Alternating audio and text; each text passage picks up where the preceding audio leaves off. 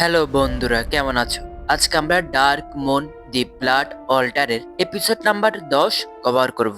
এর আগের 9টা এপিসোড যারা দেখেনি, লিংক ডিসক্রিপশন বক্সে দেয়া আছে। তাহলে শুরু করা যাক। এর আগের এপিসোডে আমরা দেখি যে খান একটি গুরুত্বপূর্ণ রহস্য সম্পর্কে জানতে পারে, যেটি একজন বৃদ্ধ ওয়ারুফ বলছিল। মূলত রহস্যটি ছিল যে খানের মধ্যে উলফ গল্টের রক্ত রয়েছে, যার জন্য ভিলেন দারদান সকল উলফদেরকে মেরে ফেলছে, কারণ তার উলফ গল্টের রক্তের প্রয়োজন। যাই হোক, এরপরে অন্যদিকে আমাদেরকে ওই 7জন ভাইকে দেখানো হয়, যারা কিনা একটি রহস্যময় জায়গায় এসেছে। সেখানে গিয়ে তারা দেখে যে সেখানে থাকা সকল মানুষগুলো ভ্যাম্পায়ার। এমন লাগছিল যেন তাদেরকে কেউ একজন কন্ট্রোল করছে।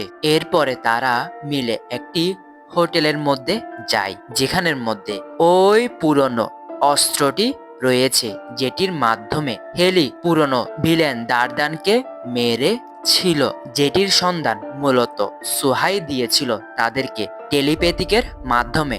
বন্ধুরা, সুহা তো বন্দি অবস্থায় আছে, কিন্তু তার মাইন্ড সরাসরি ওই 7জন ভাইয়ের সাথে যোগাযোগ করতে পারে, কারণ তার মধ্যে উলফ গটের রক্ত রয়েছে। যাই হোক, এরপরে ওই 7জন ভাই হোটেলের মধ্যে ঢুকে যখন ওই অস্ত্রটি নিতে যাচ্ছিল, তখনই সেখানে উপস্থিত হয় হোটেলের ম্যানেজার, যার নাম তৃষা। আর সে একজন ভ্যাম্পায়ার এবং দারদানের অনুসারী। তৃষা আসা মাত্রই তার শক্তি ব্যবহার করে ওই 7জন ভাইকে তার বশে নিয়ে আসে, অর্থাৎ ম্যানিপুলেশন। তৃষা তাদেরকে তার নিজের বশে নিয়ে এসে ওই 7জন ভাইকে তারা তাদের নিজেদের উপর হামলা করতে বাধ্য করে। ওই 7জন ভাই একে একে অনেক চেষ্টা করছিল তৃষার নিয়ন্ত্রণ থেকে বের হওয়ার জন্য, কিন্তু তবুও তারা পারে না। তখন হেলির হাতে থাকা ওই অস্ত্রটি দিয়ে তৃষা হেলিকে নিয়ন্ত্রণ করে একে একে জাকা এবং নোয়ার উপর আক্রমণ করে দেয়, এবং তারা গুরুতরভাবে আহত হয়। সোলন এবং জিনুও তারা দুইজন একে অপরকে আক্রমণ করে আহত হয়ে পড়ে।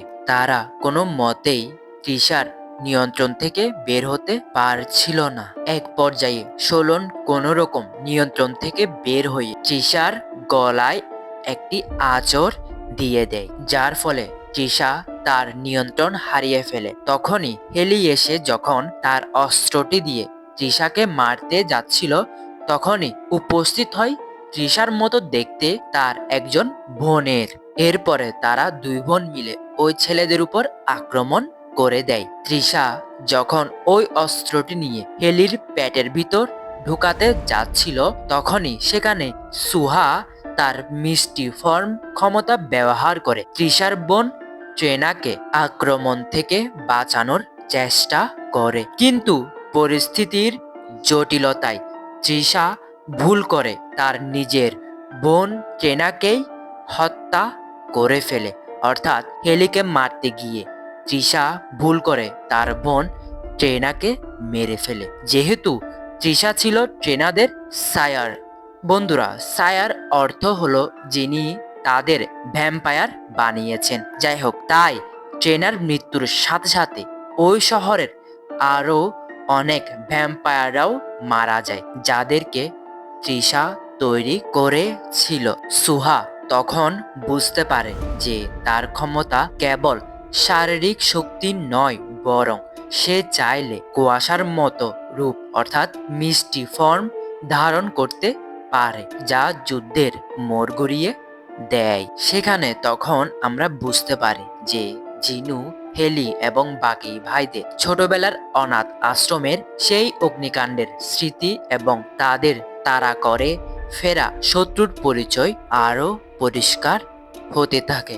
যুদ্ধের পর ছেলেরা ওই অস্ত্রটি নিয়ে সিদ্ধান্ত নেয় যে তারা হারভেনাল ফরেস্টে দিকে যাত্রা করবে। সেখানে থাকা ব্লাড অল্টার রক্ষা করাই এখন তাদের প্রধান লক্ষ্য, কারণ দারদান সেই রাতেই পূর্ণিমা বা ব্লাড মুনের সুযোগ নিয়ে তার পরিকল্পনা পূর্ণ করতে চায়। অন্যদিকে আমাদেরকে খানকে এবং তার 4জন ক্লাসমেটকে দেখানো হয়, যারা কিনা তাদের হারিয়ে যাওয়া পুরনো ওয়্যারউলফদেরকে খুঁজে পায়। সেখানে বন্দি থাকা একজন ওয়্যারউলফ বলে যে এইসব কিছুর পেছনে দারদানের হাত রয়েছে। যখন তারা সকলে মিলে ওই কারখানাটি থেকে বের হচ্ছিল, তখনই সেখানে দরজা খুলে সিঁড়ির ওপর থেকে উপস্থিত হয় দারদান, যা দেখে খান সহ ওই 4জন ভাইরা আচমকা হয়ে পড়ে। আর এখানেই এই এপিসোডটির সমাপ্তি ঘটে। বন্ধুরা, এই এপিসোডটি কেমন লেগেছে অবশ্যই কমেন্ট করে জানাবে। আর যদি ভিডিওটি ভালো লেগে থাকে অবশ্যই একটি লাইক করবে। ততদিন এই চ্যানেলটিকে সাবস্ক্রাইব করে এই চ্যানেলটির সাথে থাকতে হবে। আপাততর জন্য গুড বাই।